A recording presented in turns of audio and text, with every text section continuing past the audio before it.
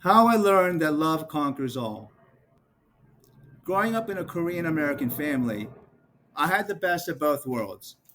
My family was Korean and my country was America. My father was a strong provider, and my mother doted on me and my brother.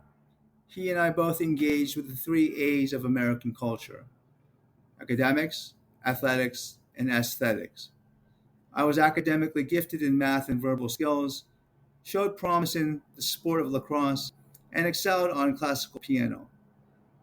But I also expressed curiosity in a fourth A, addiction. In high school, I started drinking and smoking. When I left for Harvard, things got out of hand. The addiction became even more serious. I started using harder drugs almost daily. The academic course load escalated to 19th century German moral philosophy, starting with Immanuel Kant to Hegel to Marx and Engels and ending in Nietzsche.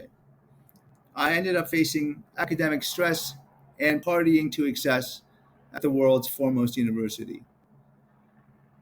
By graduation, I was clearly symptomatic. It took a firing from the corporate law firm I was clerking at, alongside a constant struggle with abject misery and sky high irritability, for my parents to nearly order me to see a psychologist and a psychiatrist. I followed their advice, and the two physicians concurred that I had bipolar disorder and prescribed therapy and medication. I then went through a dark night of the soul. My father and I simply could not see eye to eye on anything. During one argument, I took a swipe at him with a golf club, which sent me to jail.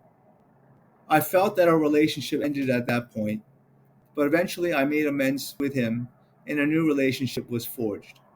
Still, bipolar disorder continued to distort my moods. At yet another juncture, I refused to take my medication. The implications were disastrous and continued to strain our relationship. However, not long after that, my father, to my utter astonishment, opened up to me about his older brother, my uncle whom I had never met. He had been kidnapped by the communists during the Korean War and presumably perished. His last words were directed to my grandmother: "I'll come back for you." Days turned to weeks, weeks to months, months to years, years to a lifetime of waiting. I saw my father's strength in that story. The trauma of losing his brother could have easily given my father up to feelings of animosity, hatred, and revenge. But he made a different choice.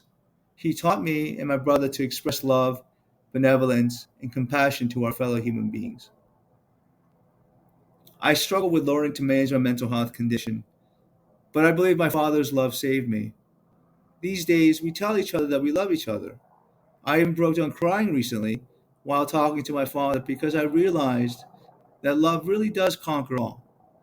His love brought me back from the depression and from the mania, from all the toxicity and negativity. He still struggles to show his emotions to me. After all, Korean men of his generation do not openly show their emotions. But I feel comfortable showing my emotions, and that has been life saving. Of course, life isn't just easy now. The bipolar disorder still colors my personality, but it doesn't define who I am anymore. That is because I understand my place in the family and I know that I am loved. Now, I think of my bipolar disorder more like a personality quirk, and given my life history, how could I not have a few quirks?